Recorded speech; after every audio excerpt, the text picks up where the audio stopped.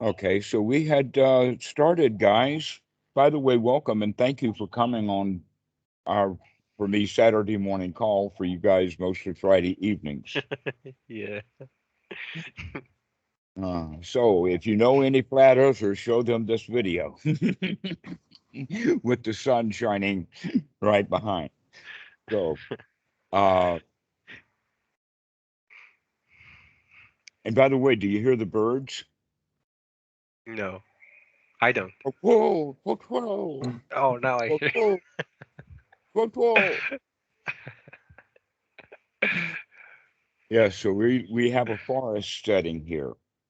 Actually, in Thailand, it's not a forest so much, and it's not a farm so much. It's an intermingling of the two. Where the forest was never really cleared, people just came in and planted stuff, and then cleared a little bit, and then planted some more, and now it's half wild and half cultivated. So we've got banana trees over there and papayas over there. We just lost a lummi tree. We've got coconut palms, fan palms. This is a naturally occurring sim tree right here. Are there Uh, avocados there on Thailand? oh, yes, absolutely. We have fresh avocados grown, I mean, within 24 hours of picking, we have them open and eating. Nice. They're grown right here on Yeah. the island. And not only that, but they're cheap. Yeah. Here in Mexico, they should be cheap, but because of the narcos and all of the organized crime, they are so expensive. But they taste Which so sweet. which organized crime that are you talking about? The one that people run away from, or the one they vote Yeah, for? no, the one that everyone run away from.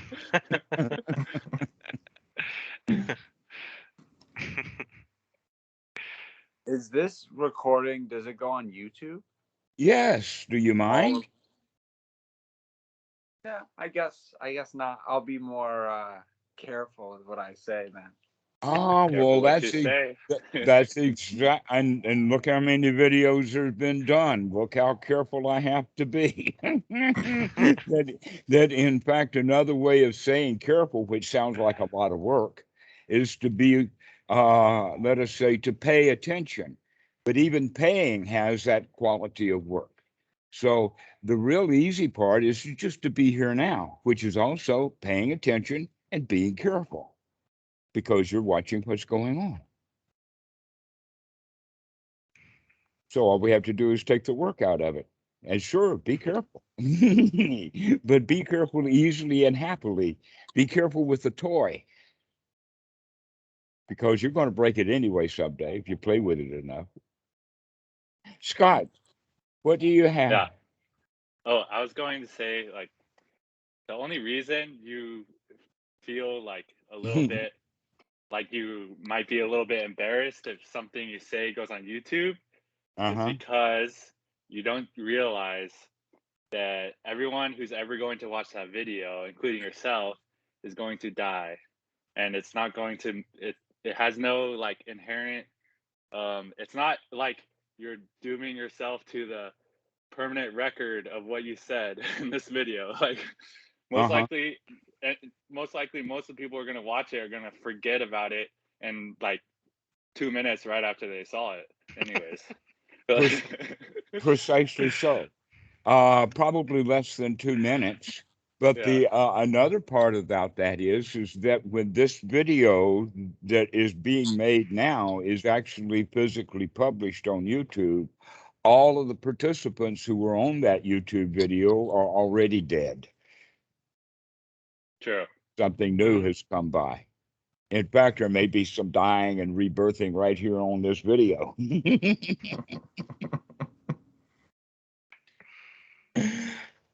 And so the topic that we have for the day is about you use the word dependent origination, Scott. And the word dependent origination has to really be picked apart in order to even understand what it is, when in fact it's really something very simple, and that is cause and effect. Everything that is affected because, and there's the word, because. There is a causality, and that it is so deep into our language that the word because is a very common word. Looking at the idea of cause and effect. Well, there's something a little bit more complicated with it than that, and that is that things are not necessarily cause, or there's a, let us say, a spectrum of the word cause that goes from hardcore causing down to conditionality and even down to catalyst. Now, what a catalyst is a catalyst will set two other chemical reactions off while maintaining its own stability. And that's what the job is of a catalytic converter. If a catalytic converter got eaten up by the fumes of a car and we had to replace the catalytic converter very often, then that would be a no-brainer. We wouldn't buy them, right? But we do have catalytic converters in the car because they are, in fact, stable. But they do cause a chemical reaction in other chemicals that are part of the smoke. Does that make sense? Okay. Yeah, So, so 3 levels of cause and effect. There's direct cause and effect, like let's say I roll a marble and it bangs into another marble. Like that right, marble the caused the marble. domino. Right, That's the the common one. domino. Right, Yeah, the that's the domino. right, and this is in fact when we get the idea of the domino, we lose much of the complexity of the situation. Yeah. All right, because And we think that it's just a direct cause and a direct effect, and that's all there right, is to it. Where things can be much more complicated and right. sophisticated than that when we get down into causality and catalyzing. Yeah. So then the second one, conditions, that opens up a multiplicity of dimensions in which things are affecting each other. So there can Mhm. be one condition for something to happen, there could be two, or there could be up until an infinite amount of right conditions for something to happen. For example, Precisely. Go in ahead. order for like ice to melt, the surrounding atmosphere needs to be a certain temperature. That's one condition. But Precisely. also there's multiple conditions in order for ice to melt. There has to be a certain pressure. If it's the right temperature but the pressure is too hard, the ice won't melt. Right. So Now you're getting into science and we're talking yeah, about the conditionality of things rather than, okay, there's many, many examples of that. One of the little simple examples I have is you've got lemonade and all you have to do is add sugar, water, and ice. And so now you've got lemonade. yeah, Okay. What that means is that we add whatever lemon that comes by in the moment. We can add joy to it. That's the sugar. We can add nibbana to it. That's the ice, just cool off. And then the water we add to it, which dilutes it, which makes it not as important as it was. When lemon juice is raw, it's really an important taste, but when it's got mixed with water, it's diluted. So that's the whole way then of dealing with the lemonade is the same way we deal with the lemonade in the mind. Okay, we cool off. We put some wind energy in it. That would be also the water to dilute it. Take some deep breaths, cool off, and as we cool off, that's the nibbana. So we add the ice, we add the sugar. So those, but neither of those three things directly caused lemonade. It took all four things, right? Otherwise, you got just sweet water without the lemon. So if we look at it from that perspective, we can see that there's all kinds of conditionalities that occur. And this is the thing that we have to look for in the mind, because when people look at the teaching of the Buddha that is called paticcasamuppāda and then translated wrongly as dependent origination, that dependency sounds like that it's a hard cause. Mm-hmm. And it's not. These are conditionalities, not causes. And it's important when we understand paticcasamuppāda, how things interrelate and interrelate that way, that if we think that it's a step-by-step exactly series of events, then we will not understand the teaching very well, because the mind has various components that interact with one another as to form a whole or a unit, very much like, you can see that in the body, that there is a whole huge section called digestion. There's a huge section called cardiovascular. There's a huge section called brain. There's a huge section called breathing apparatus and all the muscles that are associated with holding all of that stuff together. And then we got a waste and byproduct system called the kidneys and the liver and pancreas and all of that kind of stuff. And you see that all of these various components fit together to make a human being. That you can't just take many pounds of intestines and arrange them around in a way to make a human being. You can't do it like that. You've got to have all of these various components. And that's another way of looking at paticcasamuppāda, is that there's various components that fit together. Now, if that's the case, then that means that we don't have to consider it, even though it's taught in a certain order, that this causes this, causes this, causes this. Doesn't mean that we have to keep seeing it that way, that now we can see that these things fit together. So the way that paticcasamuppāda starts off is, in fact, broken down into two major groups. One group is called the aggregates. There's 5 of the aggregates. And then the result of those 5 aggregates coming into combination gives the rest of paticcasamuppāda, in the sense of when something contacts us, we have feelings about it. Those feelings will attract us or repel us, and then so we start to wanting and grasping to get rid of it or to get a hold of it, and then we really want it, so it goes from want to need, and from the need, that's when we are reborn into a deprived individual, because we're in a state of need.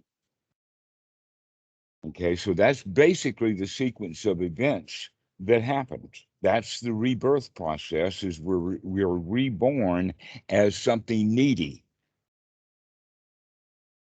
And so those are known as the woeful states. One of the woeful states is hell. Another woeful state is a hungry ghost, and that's the place that many people wind up. Another place, the most frequent for Westerners, is the dumb animal. They don't even know what that dumb animal is, but I can express it in the sense of going along to get along. You do what you're told to do. You don't like it, but you do it anyway. Maybe there's going to be a reward someplace in the future, but right now, in this present moment, this is work. And I don't like it, but I got to do it. Okay, so that's the state of being deprived. And then the other one, the asuras, is the warriors who are all dressed up for battle with no place to go, and they don't want to go to battle. I mean, what warrior actually wants to go to battle? Very rarely is that true. Maybe 1 or 2 warriors out of 100 or so. Maybe a centurion wants to go to battle. Everybody else doesn't want to go to battle. Okay, and so this is the state that we're in. In some ways, that would mean that if you are very close friends with someone who has done something wrong, rather than coming clean, you would cover for him. That's an example of the asura. Another example of that would be the stage fright that a young child has when he walks out on the stage dressed as a tree, and his only line is, "I am a tree," and he forgets his line. Why? This is called stage fright, butterflies in the stomach, agitation, worry, that sort of thing is the state of being afraid, which is different than anger. Then, in fact, you can see that they're close together in the sense that that hell is being desperately trying to get out of a situation that you're in right now, and you can't stand it. Really, what you're wanting to do is to say, "I want you to give me what I want," or "I want you to agree with me." right? And I cannot stand it if you don't do that for me. So this is what anger is it actually is a state of desperation, which is what it would actually be like if you were in real hell. If you were in real hell, wouldn't you be really desperate to get out of there? Yeah. So it's a state of real desperation that works us up into that very heavy-duty survival instinct that's really all based upon fear. Fear is the primary motivator down in there. So let's go back to the paticcasamuppāda and look at the sequence of events, both the basis that it has and then the ending of it, or I'm on a call. Sorry. basically what we're talking about is, have you ever heard of general systems theory? General systems theory, right, with closed systems and open systems. Yeah. Okay. And one of the qualities of a system that makes it a system is that the sum is greater than, or the whole is greater than the sum of the parts. In other words, you have something that these parts don't mean anything, but when you put them together, a clock or a car, clocks have functionality. And when you put these things together, then they function in a certain way. And if you put them together in another way, they'll function differently. This is what the whole concept of transformers are all about, is that you make the thing so that you can bend it and twist it and wheels come out. And the next thing you know, you twist it and now you've got a giant gorilla-like tall dude. And all of that kind of stuff is because of the way that things are put together. And so let's look at those components, and the way that we're going to put them together normally winds up in unhappiness and dukkha. And so the 5 constituent components that the Buddha talks about, the 5 aggregates, is the body, the feeling, the mind, broken down into 3 ways. That is consciousness, perception, and memories. Now, these are the English language. In the Pali, it's kaya, vedanā, saññā, viññāna, and sankhāra. Now, the word sankhāra is actually the word for all of our memories or all of our stored stuff. And that when we start off the sequence of paticcasamuppāda, you've probably seen enough of it to know that it starts with ajiva, or ignorance. And what that really means is that our ignorance conditions us in the present moment, because we don't know everything. And therefore, this memory now is conditioned by that ignorance. So when I pile one memory after another on over and over and over again by piling that stuff up, that's the whole story of the sankhāra. That's what that is. We can easily refer to it in English language as a set of habits, a set of memories, and that one of the important points is that we actually feel generally the way that we have developed our habits of feeling. In other words, instead of actually paying attention to how we feel and choosing how we feel, we just let the old habit run our feelings. This is the way that I felt last time. I'll do it again because that's my normal reaction. My action is just an old action that I've taken before. The pathways are cut in the mind to do all of that. Subroutines are already written, so to speak. We don't have to write a new subroutine. And actually, then the whole teaching of the Buddha would be how to write your own code, how to write your own subroutine so that you can put the code in that you want to have, plug up some new stuff rather than using the old software. Need a software upgrade is the way of saying it. Okay, so this is now the way of looking at the 5 aggregates: the body, the feelings, the sankhāra, the perception, and the consciousness, is that there is no self in any of it. Many people identify who I am is my past. Okay, who I am is my past. Well, yes, if that's true, then what we're actually saying is who I am is the sum total of all the lies I've been told. And a few bits of truth sprinkled in that I've had to figure out on my own. So, the fact is no, everybody's a moving target. That's a delusion to think that we are who we used to be. But we're all moving targets. Hello, Ron. Hey, how's it going? Oh, I didn't know it was.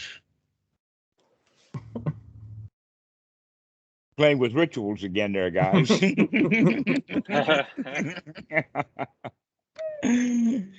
Yes, glad to see you.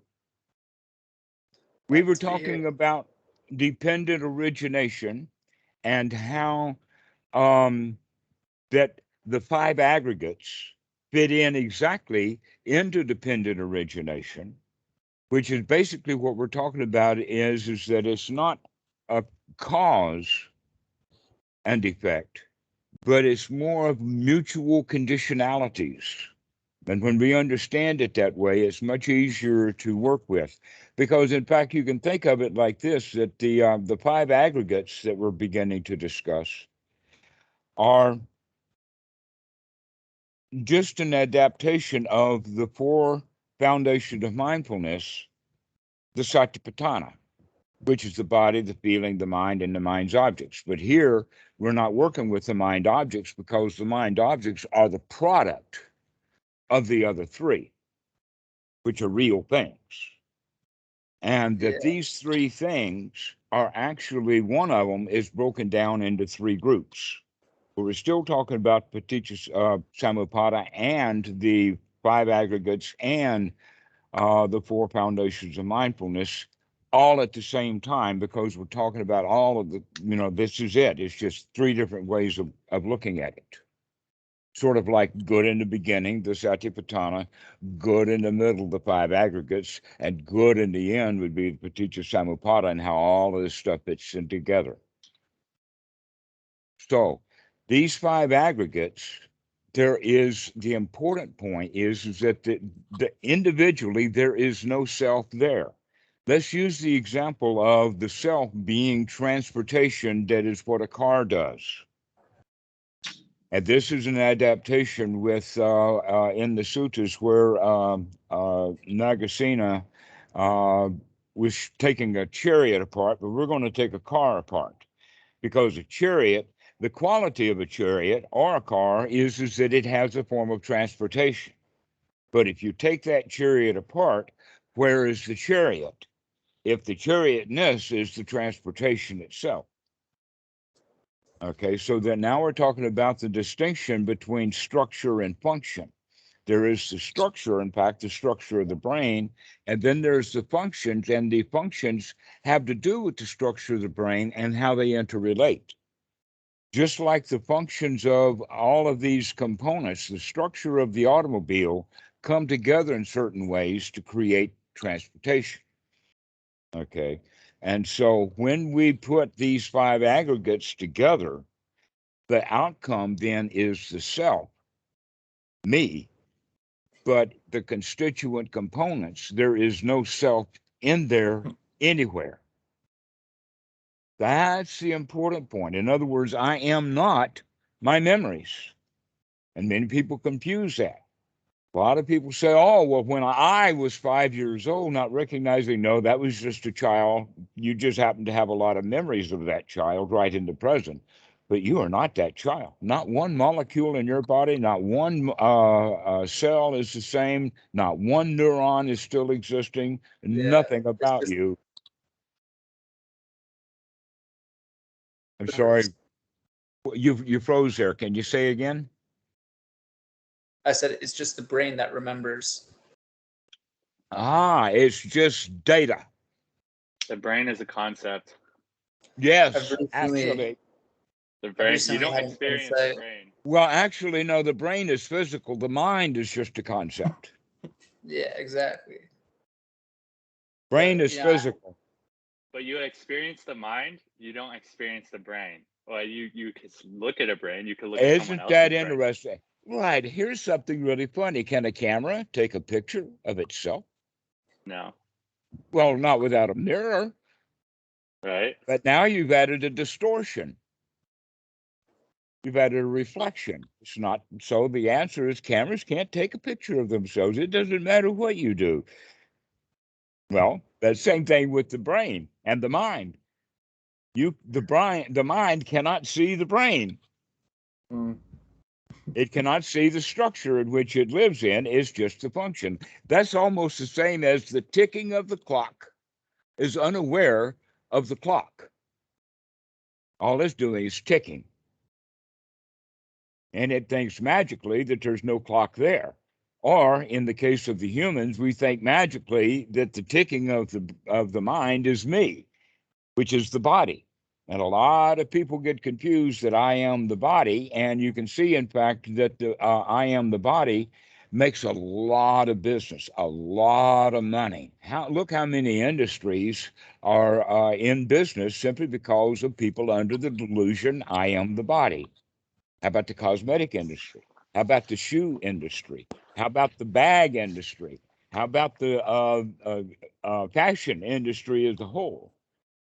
And cosmetics and hair salons, and the list goes on, all the way down to, in many cases, medical doctors and pills and dieting and food supplements and yada, yada, yada, yada. I would say maybe 30 to 40% of our entire economy is based upon I am the body delusion that people have. All right. Now we can see instead that it's not I am the body, but rather I, whoever I am, which is not the point, am the custodian and the guest in the body. And it is my job to take care of this body. You know how I like to see it? It's like Go. a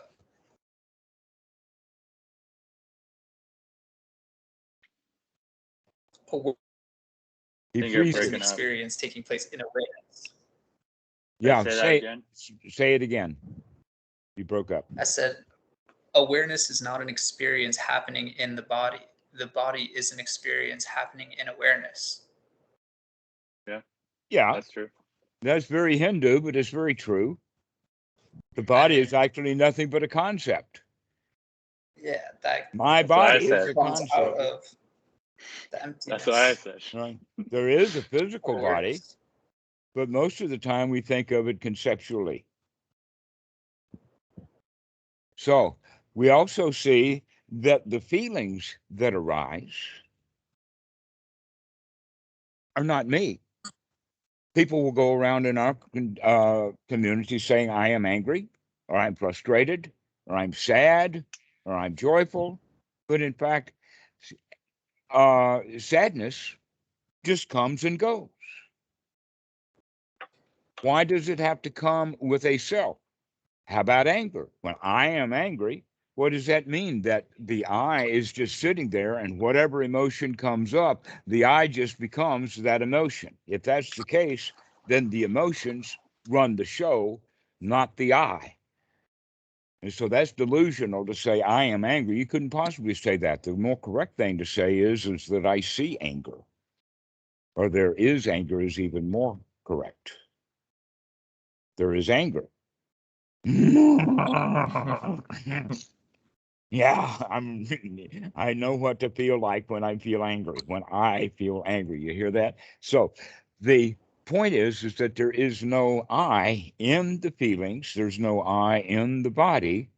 And then the one that's the kind of tough one for most of us is the I am not the consciousness. That in fact, this is a major sutta, number 38, that is actually a major teaching on the paticcasamuppāda, starts off with Sati, son of a fisherman, confusing that it is consciousness that runs and goes from place to place, experiencing the results of good and past actions from the past. So, the Buddha actually called him, I forgot the word in the Pali for it, basically a dof or an idiot. And then he asked the monks around, does Sati have even a shred of wisdom? And the monks all says, not a shred. He's off. No, that in fact, the consciousness is not who I am. And yet this is actually a major teaching in Christianity. Who is it or what is it that goes to heaven? Well, they'll say immediately and right off, it's a soul, right? But a soul by itself, if a soul is what it looks like it is, it's got no eyes, it's got no ears, it's got no legs, it's got no walking around abilities at all, how would a soul know that it's in heaven if it arrives there? It's a very interesting question. It's because in my mind, perceiving heaven now, I perceive that me has the ability to see, which is this sight consciousness, or the ability to hear, or the ability to feel. I know that I'm in heaven because I can see it, feel it, experience it, right? Okay, well, here's the point, is that that's just merely a concept. That whatever a soul is, it's got no eyes. Now, before satellites, and still even with satellites, because in satellites they've got no eyes, satellites have cameras. We need to know the difference between a camera and an eye.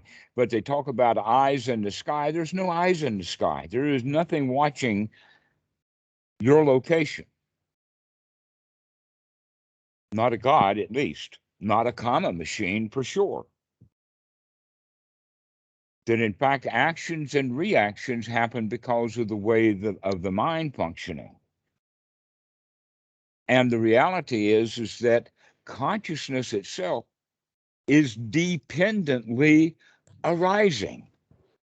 What do we mean by dependently arising is that eyes require light, it requires an object, and that is what we mean by eye consciousness is seeing. That's something that a camera kind of simulates. But the camera can't go any further than that kind of seeing. In other words, now it takes basically AI to interpret, is this a face? And if it is, who in my database does this face closely match? And so I can come up with an identification. Okay. Once that identification is made, that's a new kind of consciousness. Now I know what it is. So an example of consciousness in this regard is that I look out and I say, I see a tree. And when I get a tree in my mind, that's already processed. That what I saw with the eye of sight, the consciousness was just an object. The eyes did that seeing. And now a new process has to occur, and that new process is what we call perception, or making sense out of it, or making it a name. We name an object, we put a handle on it. Okay, the handle that we put on things is actually not actually on that thing. And these handles is how we store our memories. And so much of this is actually mental creations. And this mental creation system that we have is called perception. And perception requires input from consciousness, the ear, the eye, the nose, all of that stuff, and the memory base, the sankhāra, to make sense out of it based upon our past. And we come up with something new. Well, that's something new that we have in paticcasamuppāda is called the salāyatana, but that's a product of all of these 5 aggregates: the body, which houses the eyes, the feelings, which is the chemistry of the body and chemistry of the brain. That's all feelings are. It's just whatever chemicals you got going on. You either got some acid or you got some base or you've got some water. Up to you. Okay. And then um, the perception is just a mechanism, but it's not you. You're not consciousness. Consciousness is dependently arising. Sometimes we're looking at the house, sometimes we're looking at the car, sometimes we're looking at the girl, sometimes the laptop. And each one of those is a different consciousness. But when we're asleep at night or when the eyes are closed, we have no eye consciousness going on. Interesting. So there's nothing there. There's no self. There's no essence to it. It's just a process. And so now we have all five of those areas, not one self in there, but when we put those together, it creates a mental image or a conception or a thought or whatever like that in the mind. And that thought then is what affects us. Okay. It's the brain's reaction to the raw sensations. Mm-hmm. And that's what we're attached to. Exactly. And so that is that salāyatana, or that internal representation of the external thing that we get. That is then called pasa, or contact. And often that contact is strong and sometimes it's weak. It depends upon how we react to our internal image, but how we react was based upon the sankhāra, or our past anyway. So that the way that we're going to react to this is more than likely how we had reacted before, because that's how the sankhāra was fed into the salāyatana through perception. Oh, I thought of something that's Okay. it's kind of Hindu, but it kind of reminded me of it, that sankhāra is the belief or trying to get happiness from nama rūpa, or name and form. So anything that can be viewed as having a form or a name, including consciousness, is ultimately like a mirage or an illusion that's made out of emptiness, where the happiness is the emptiness that all the names and the forms are arisen from. So it's kind of like there are all the names and forms are already imbued with the happiness that you're searching for, but if you try to get it out of a specific thing, like in the world, or a specific mind state, or a specific desire, it'd just be endless. It'll be endless cycle of suffering that just goes on forever. We can call that doing the same thing over and over again, Yeah. expecting a new result. Or another way of saying it, if at first you don't succeed, try again. Right? That keeps us sad and depressed and unhappy, expecting new results and never getting them, because we're not looking at what we're doing. And so this is why this teaching is there, so we can begin to see how the mind works, so that we can look at what we're doing and recognizing that, oh, everything that ever has contacted me was something that I invented from the scratch. Very, very little real input and a whole lot of processing and a whole lot of storage going on. And what we need to do is to reverse that process so that we have a whole lot of input going on, not much processing and not much results, just enjoying the show. Be surprised at the end of the murder mystery. You don't have to figure it out through the book. Just enjoy it. Just enjoy the murder mystery. Well, it's usually going to be the person who seems the least likely to do it. Well, that's the whole reason that they do the books like that, is to make it hard for people to guess. So they really get into trying to guess really hard. It's a game between the author and the reader. And the answer is that if you don't play that game, then what's the point of reading the novel? So After a few of those, and we just wait to the end and watch the show, we recognize that show's not much worth watching. Let's go find better shows. And so we actually increase or improve our mental state rather than getting trapped in trying to figure out who done it, which is actually a game that we play often without the novel. We play the blame game. We play who done it in our own minds. We're trying to find a villain who has victimized us because we feel like a victim. We feel like a loser. But every child starts off as a loser. Every child starts off completely dependent. And in fact, when that is driven home strongly for the child, they get a very heavy dependency that is called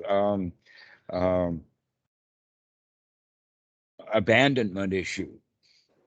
Okay, they feel like they're going to be abandoned. Well, all of us feel abandoned a little bit because when we were born, we were nurtured. But then about age 4 to 6, Mommy put us to work, told us to go to school. Mommy abandoned us. She took a job, that kind of thing. And so we all kind of feel abandoned a little bit. And we're always looking for how to fulfill that. That's one of the driving forces for finding a mate. Is because we're trying to find and plug that hole that happened when we were kids. And that hole is actually another way or a conceptual way of looking at that hole or that loss or that dependency is that we've been in the attitude of a victim. I'm missing something. I need something. And so that whole neediness that happens in childhood is the sankhāra that we build up. And so the practice that we're going to perform is to make new sankhāra so that when we process newly, we come up with new results. This is why we have to practice it over and over and over again. It's basically like saying that we want to make hamburgers, and the only way we know how to make hamburgers is by throwing hamburgers in the sewer. Well, guess what? If you throw enough hamburgers in that sewer, you're going to have the whole top layer of the sewer as hamburgers. And you don't have to worry about the sewer that's underneath it. You could just deal with a big pile of hamburgers that you've thrown in on top of the pile. So therefore, when you go after into that sewer to get something, the first thing you're going to come up with is a delicious hamburger. Does that make sense? In other words, we have to reprogram it, but we have to actually then cover over our sewer of childhood with a new layer of memory. Mhm. And so we have to keep adding that layer and adding that layer and adding that layer so that pretty soon it's a good healthy mix. And then later than that, the whole top layer is nothing but hamburgers. Hamburgers. Well, this is the way of looking at the sankhāra that we're going to be using all of our past in order to perceive this moment. And the better material that we use to help facilitate our perception, then the more likely we're going to have a delicious outcome.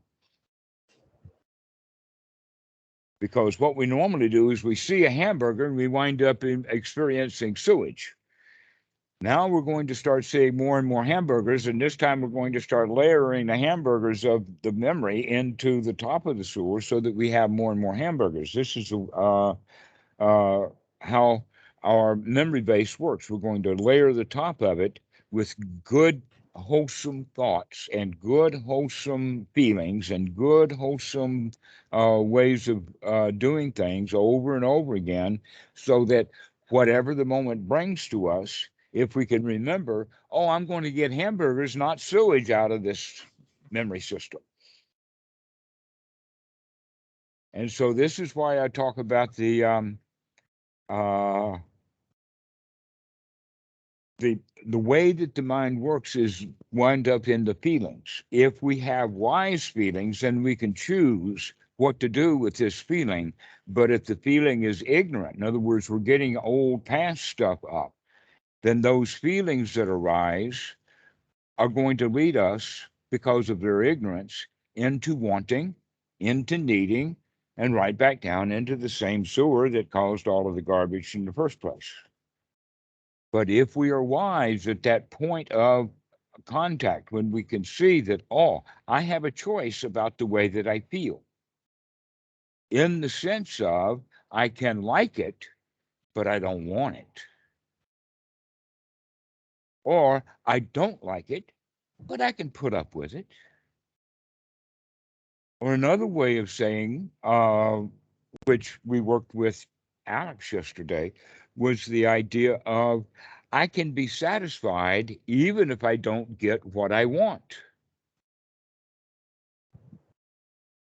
That's the place to change it. If we can't change it at the point of liking, to just like it and let it go, and it doesn't matter whether I get it or not, because I don't really want it. But if I do want it, I can still be satisfied with the fact that I'm not going to get what I want. I don't have to keep going after it. That keep going after it is what we call the upadana, or the trying too hard to get something. What about if you're not satisfied? Accepting that you're not satisfied. Well, that's a little bit of satisfaction, to become satisfied with the fact that you know that you're not satisfied. At least find a little bit of satisfaction in there. Yeah, I don't like it at all, but that's okay. Yeah. I can handle that. Because I feel like, at least for me, a mind trap would be almost like I wouldn't be satisfied and I would try to tell myself that I was. Ah, yes, but then you can say, oh, I see you, mind trap, too. Let's And actually have some real for more satisfaction. efficiency. Yeah, I can see those mind traps. I can see myself lying to myself. I can see myself doing those, what do they call it? Affirmations. Yeah, I'm so beautiful. I'm so gorgeous. You know, I'm the best runner at school. All of those kind of I, me's, and mines that are in there. Yeah, you want to cling to those ideas. Rather than, Affirmations. yeah, affirmations are just another pack of lies, like politics. Or the fashion industry, just a pack of lies. That in fact, clothing is a pack of lies. Why are you guys wearing clothing? Don't you know how expensive it is? I mean, especially look at the people who work really hard and not get very well paid. And how long do your clothes last? When I put on a shirt, I can't put one on that's that's less than 10 years old. I bought some shirts when I disrobed, and I haven't bought any shirts since then. Don't wear them much. So that's the point. Okay. I think it can be fun dressing up sometimes. Well, here's the point. I think You it's wear warm the where you live. clothes. Well, wait a minute. Not necessarily. But what if you can appreciate them without attachment to them? That's another point. But the point is that you wear that clothing because you're supposed to. That's a sankhāra. It's a rule. You're supposed to wear clothes. But just because I'm supposed to doesn't mean I can't enjoy it. Now that's wisdom. But many people wear clothes and then they have to get more clothes and then they have to go fashion shopping, and I am the clothing. Yeah. That's the trap that they want you fair. to go down to. Okay. And so congratulations, Ron. You are not your clothing. You're not even the body that wears the clothing. You're just a concept. Descartes missed the point. You know Descartes? I think, therefore I am. Yeah. Okay. Yeah. Actually, he missed the point. A better statement would be, I think, therefore I think I am. Yeah, his problem was he associated thinking with being. Exactly. He's making the mistake of the distinction between thinking and the being, the self that does the thinking. So Rookie mistake. This is the whole practice of paticcasamuppāda. Hello, Robert. Hi, Robert. Hey guys, good to see you. So Scott's been drilling me on paticcasamuppāda for the past 40 minutes or so. And Great. so to go back for a little review now, that we're not talking about causality. Let's back up, in fact, one point about causality, and that is that when that, you know, the often used example of the domino that falls on the other domino, right? Well, that's because of a whole lot of conditions. One of the conditions is gravity. That if you kick this domino, it may not, in fact, go hit that other domino. It may float off into the air. Or let us say that it does hit that other domino, and then that domino just floats off someplace. No, gravity is a condition that is necessary for one domino to hit another one. Isn't that interesting? Yeah, there's a whole lot of conditionings in there. And so when we recognize that the mind has multiple conditionings and multiple feedback loops. Go ahead, Scott, you got a question. Yeah, so that was making me think, like, so the importance about this understanding of causes and conditionings is to understand ultimately that consciousness and perception arise because of certain causes and conditions, and that they can disappear or have a cessation if those causes and conditions go away. And then what's even more important about that is that when consciousness and perception comes back, that suffering is also seen as an aspect within these other phenomena that also has cause and conditions. So you can reprogram the causes and conditions for suffering, so you don't have to, so you can enjoy life. And, Exactly. And the funny part about it is that we can change the cause and conditions on every particular step of paticcasamuppāda. Okay.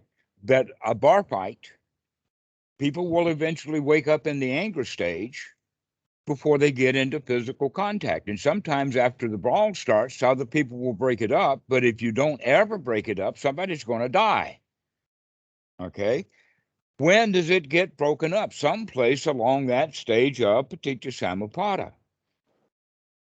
That things will escalate and get worse and get worse and get worse until somebody finally wakes up. A really good example of that is that the boyfriend and the girlfriend are having a great big fight and argument, and he says something, and then he recognized what a stupid thing he said. I did that. And then he runs to the door, walks out, and slams the door on his way out. Right? He wants to break it off. He's recognized he's gone too far. That happens in every argument. We eventually recognize that we've gone too far. We've escalated it too far. That's one of the reasons why psychotherapists know how to over-escalate in a way that puts a stop to the escalation. In other words, you can't just let the client continue to escalate, because that's, just going to cause an argument or whatever like that. So that's why the psychologists will do things like take a hike or break it off in some other way. So it's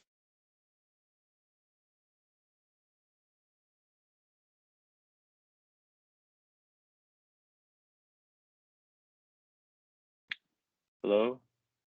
Is he frozen? I think he's frozen.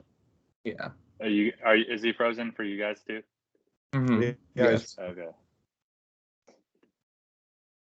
What should we do?